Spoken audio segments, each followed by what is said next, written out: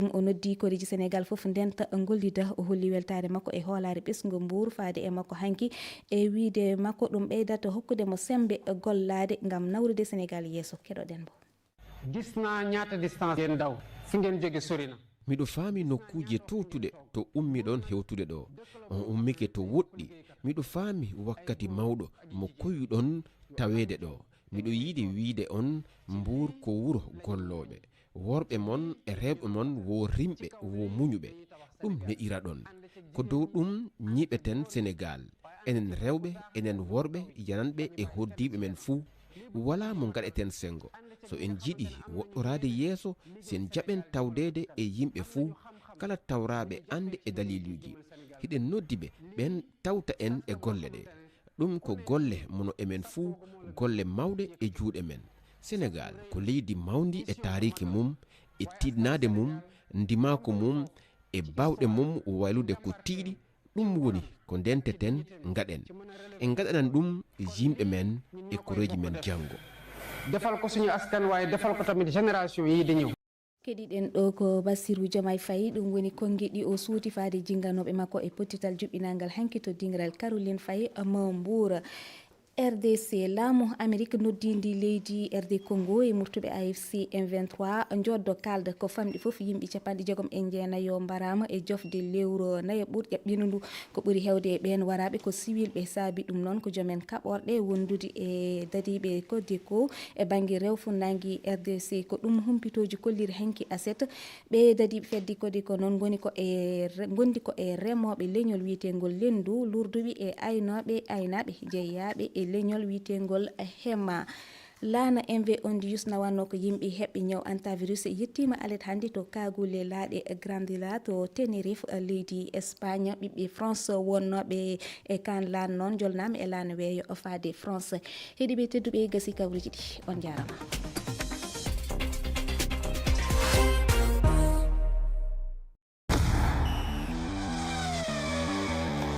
Coftal ɓalli men Oumar Mamadou Sow. coftal ɓalli men tedduɓe heeɗiɓe RFI fulfulde daadi duniyaru on calminama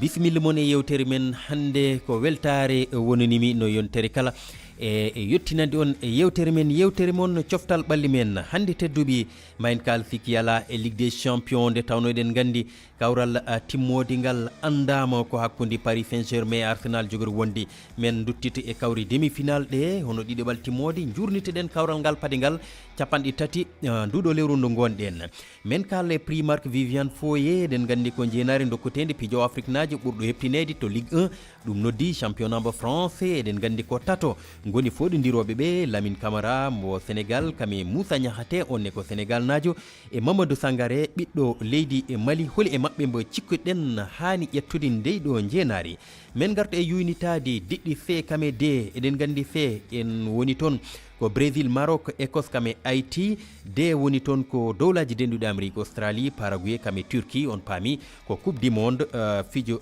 ballon woni ɗon tedduɓe koni woni mbadi yewtere men hannde bisimilla moon.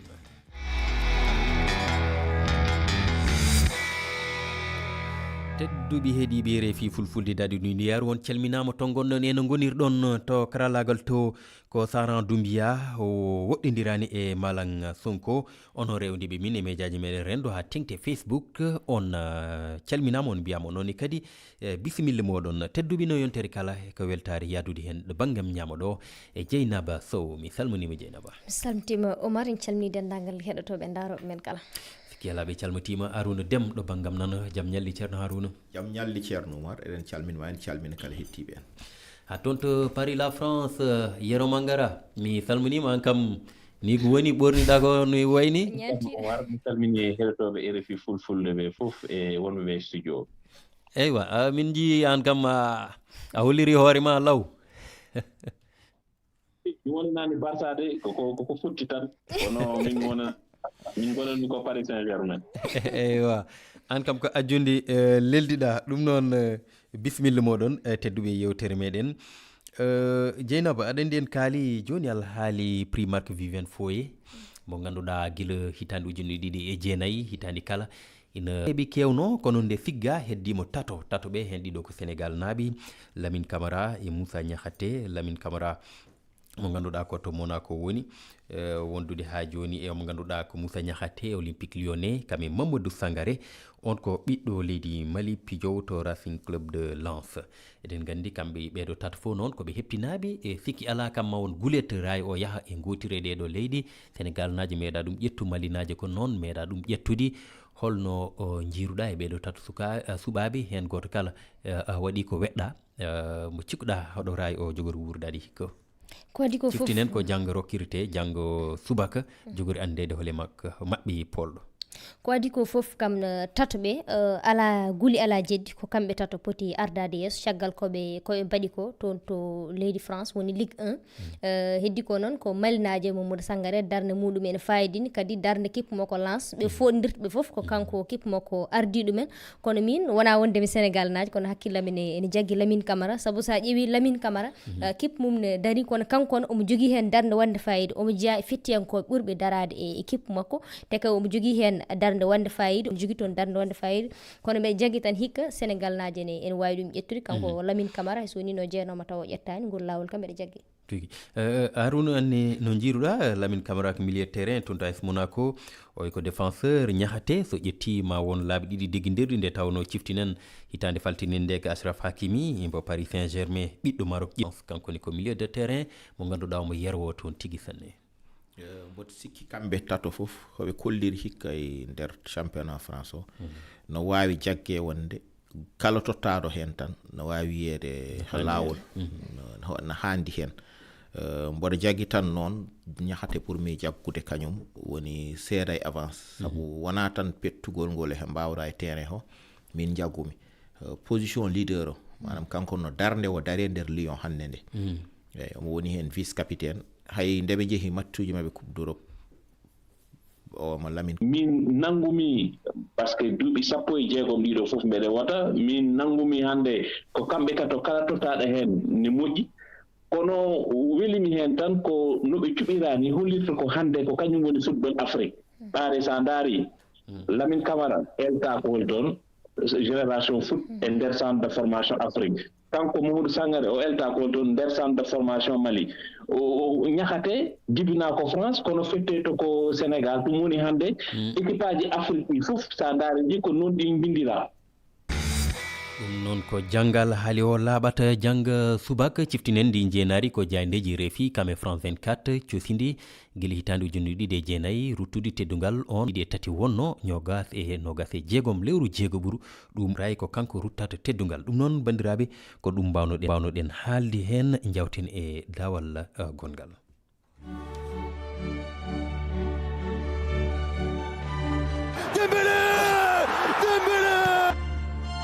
Pour Harry Kane maintenant, qui frappe, oh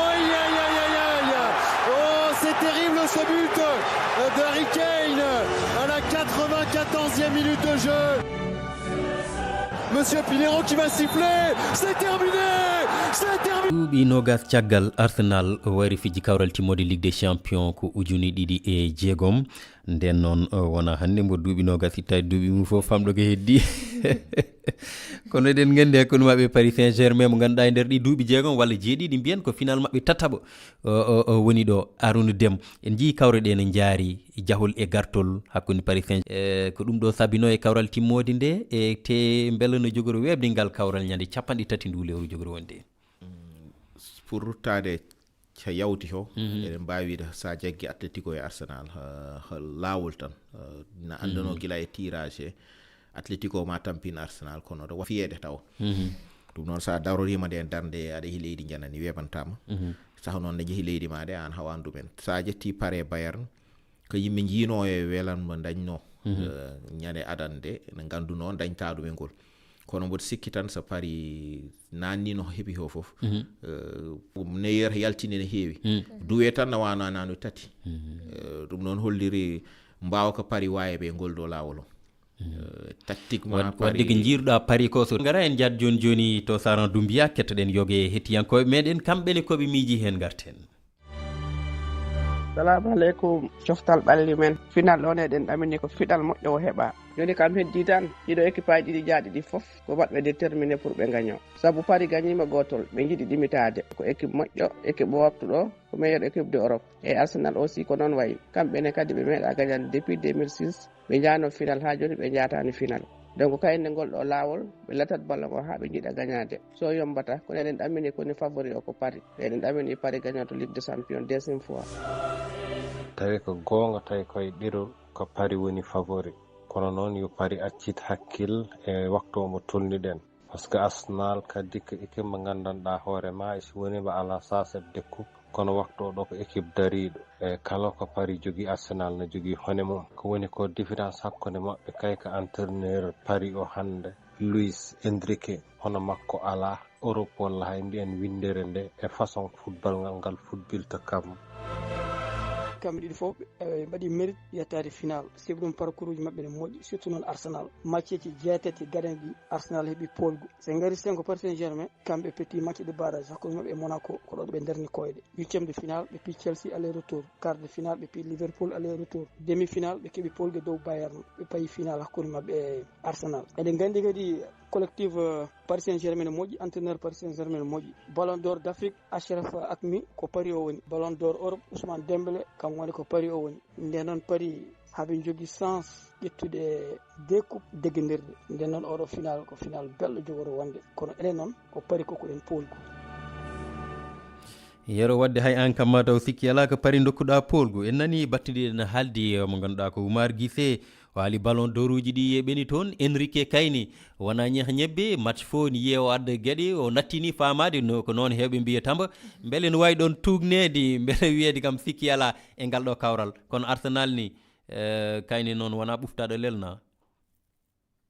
aɗa andi football so yettima final wona bawɗo tan liɓata sa daari final 1993 Marseille ko lawol gotol iri lawol gotol marki ko heddi ko fof ko Milan wawnoɓe Milan waɗani feere ha kamɓe ɓe gañi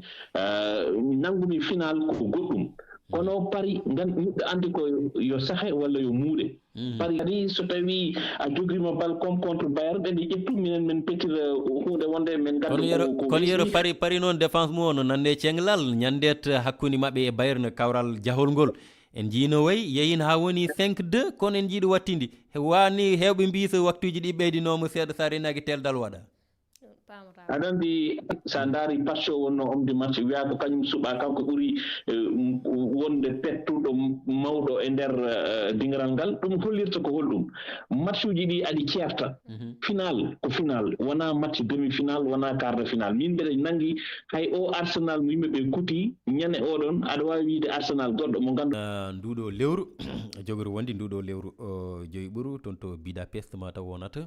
e kawral hakkude Paris Saint-Germain e Arsenal kawral ngal ganduɗa no hettiyankoɓe mbirni ko jogorgal welde ete jawtude jogori wonde ɗum noon yo Allah rokku en tawede kono kadi e taldi ɗum tedduɓe en mbatta ko wona yawtude alhaali goɗɗo e ko somi e nder ɗeɗo diɗɗi ko keɗɗen ko hettiyankoɓe garten e yewtere nde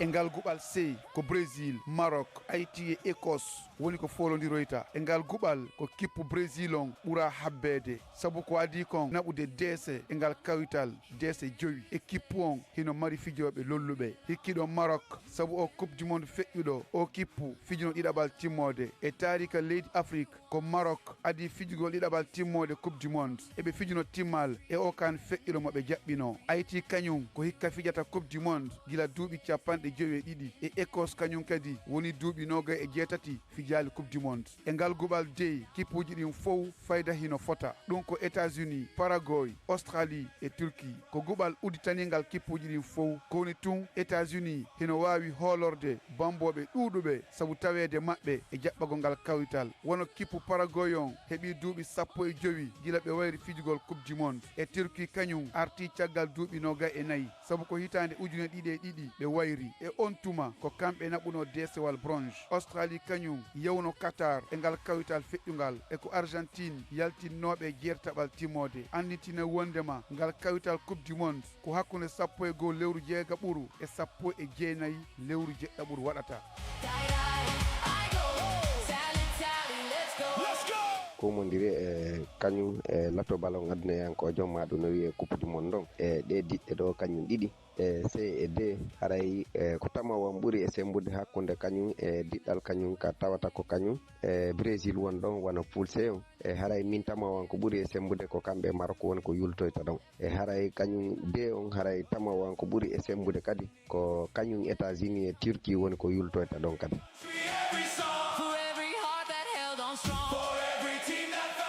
ki fo ala Brésil mbo rendi e diɗɗal fo sa lelima ɗanataka Maroc laati kippe goto Afrique meɗɗo yettade ɗiɗo ɓal timmode hakkillaji heewɗi ne nangi ko kamɓe ɗiɗo jaltata yeeso e koskam e Haïti ko noon jiruɗani ko noon jiirumo nde kamɓe ɗiɗo jaltata kono noon mi jaggani tan mata Brésil no wawi ardo Maroc e nden hewɓe nene e Brésil kono en jii ɗiɗo duuɓi cakkiɗi kadi aɓe guura caɗele seeɗa kono kadi en jii to Maroc ene dari to banggue huccodirde kippuji mawɗi kala kippu no wiye ko bawɗomo tan en jii ko waɗe coupe du monde ko omo jogui no heewiri e lelnirde football makko ha wooda ko dañi hen mbeɗa sikki tan Brésil wawata rewirde dow makko no yimɓe cikkiri ni wadde hakkude mabɓe kamɓe ɗiɗo bone mabɓe kala no wawi ardade ngal ɗon guɓɓa Harouna beele darde Maroc nde tawno ko équipage Afrique ɗi ɓuuri ten wurdade darde Maroc dari to kan hakkude mabɓe Tanzanie ɓe mbaɗani ko heeɓe padno hakkude Maroc e Mali ko noon hakkude Maroc e Nigéria kadi no yimɓe hewɓe jaggiranno beele Maroc on gandinoɗo e coupe du monde paltiɗo ko on woni haɗo walla ko yino ko e kan coupe du monde kadi ko dawal gongal sa yino ɓe dari kanne ko gonga ni leydi maɓe gonno no musno e maɓɓe seeɗa kono Maroc piinoɗo Belgique fi Portugal 2022 France liɓi ɗum demi final o tena on Maroc emo jiimi joni o jiida oɗo jaggi tan Maroc mo 2022 ɓurno darade mo joguiɗen hikko saha noon aɗa yii joni Brésil aɗan joktoɗon attaquant ji mawde joni Brésil dañi Gabriel en nanɗo ko brésilien défenseur uji Marquinhos ene way noon te eɓe jogui ko ɗum koɓe gaddi hesti won are maɓɓe ma jogori nafteɓe e matchuji baadi ni woni Carlos Ancelotti eywa ko joom gandal no feewi competiɗo kawre mawɗe tena wowi ɗum jaggi tan kamɓe ɗiɗo goni favori je ko gonga e kupal ngal kono weeɓata hakko e nder Maroc saabu Maroc sohli pour ɓete no wottoya daño ha daño 2020 ɗon manki hen seeɗa eywa weeɓata yero mangara kippuji goɗɗi ɗi ne beele ne jaari weltindade Haïti kam wona gandaɗo no feewi e fiiji ballon Écosse beele jogorani wadde bettere Haïti kam mi sikku sa renaki ma ɓayto e maɓɓe no feewi ma muuse maɓɓe Écosse yimɓe ɓe gandaɓe kono aɓe jogui fettoɓe hewɓe wonɓe Premier League et Championship woni ko yimɓe noyto deuxiéme division Angleterre football maɓɓe yimɓe fof ne gandi ɗum ko yimɓe fof ne gandi ɗum ni Arsenal ko footballeur fettoɓe ɓeɗon ɓe jogui ɓe ganduɗa aɓe dari aɓe nande mbiruji ni aɓe kewi doole et puis aɓe jiiɗi haɓede ko football Angleterre ɓoyɗo o ko kañum Écosse jogui ha joni Écosse e Angleterre ko Grande-Bretagne ko gotum e hakkille maɓɓe ko football ɓoyɗo ɓe jogui tan ɗami ngal diɗɗal de rapidement tan ko États-Unis woni toon e Australie e Paraguay e Turquie hewɓe taw ina kewi tan tugnade kippuji ɓurɗi lollude walla ɓurɗi andede hewɓe ne jottiri ko Turquie e dowlaji denduɗi wonde ko dowlaji denduɗi jaɓɓoto folotirgo wondude Mexique kam e Canada kono Paraguay ne anda Australie hanani weltindede nañ wirurani Turquie min ham kañum tennumi dow so tawi ɓe petti hoɓe foti fettude ho te eɓe daari ɓe jogui jour uji nane championnat ji Europe mawɗi ɗi foof Amérique haali saabu ko leydi men goni te kamɓene eɓe jogui fettoɓe jejjite Weah gonɗo Marseille hotoon jeeya ɓe George Weah eɓe jogui fettoɓe wawɓe Paraguay football sud américain yimɓe ganda ɗum no feewi kono mboɗo sikki Turquie Amérique di dow saabu Australie toɓe mawɓe ɗum noon weeɓata noon kamɓene ɓe deeɓi waade hono Écosse ni seeɗa football mabɓe ne heewi haare tigi eywa ko ɗum mbawɗen haaldi eɗen ɗon diɗɗirte kame D yontere fande sogeno haaji garen e kame F Dieynaba Sow jafɗami ɗawimi ɗon konngol kono ko an gadorotoymi Dieynaba Kawran ka Barcelonejo so tawi a fooli hannde a heɓat Liga ɗum sikki ala e ɗum Dieynaba non ko foolan ɓe wajiɓe gaccan tan ɓe pofto foftinaɓe andi kam metteɗen daɓɓiɗe wonta hunde wiyamde andi Real ɓade koko ranwira hikka ko ngol ɗum ɗo jogori jaggitade wiya aha hayso woni koɓe dañani haydara kanko min fooli Barça wadde noon wonta hunde wemde hande